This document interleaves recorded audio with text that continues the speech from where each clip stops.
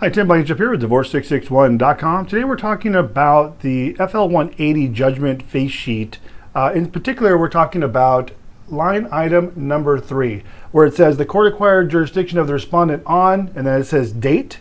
And then there's two choices. A says the respondent was served with process, and B says the respondent appeared. So a couple things I want to talk about. First, I want to talk about what dates do you put in there. So number one, obviously, if the party was served, you're going to put the date that they were served, whether that be by personal service or by notice of acknowledgment of receipt, and you're going to mark box A, the respondent was served with process.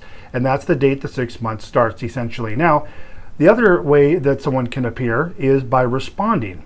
So if someone responded, you can also use that date as the date the court acquired jurisdiction over the respondent on. And the reason I'm bringing this up is we recently had clients who tried to do their own divorce before they called us, and they're having trouble submitting their judgment, as is the case with most people that try and do their own divorce. And what happened is the court rejected the judgment and said that the proof of service was wrong. There was something wrong with the proof of service. It wasn't served right, or wasn't filed right, or there was some error on the proof of service, so they rejected the proof of service. So they called us for assistance. And when I looked up the case, I saw that the respondent had actually filed a response.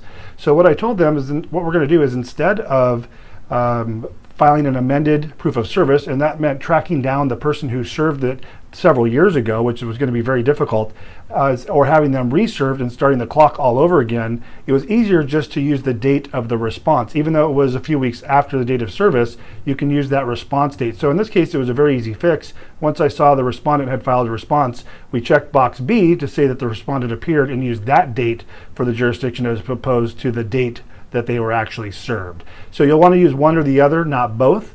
You can use the earlier of the two if you like, if you're trying to get your divorce finalized faster, either the date of service or the date the respondent was served, one or the other. Tim Blankenship, Divorce661.com. Hope you're having a great day, and we'll talk to you soon.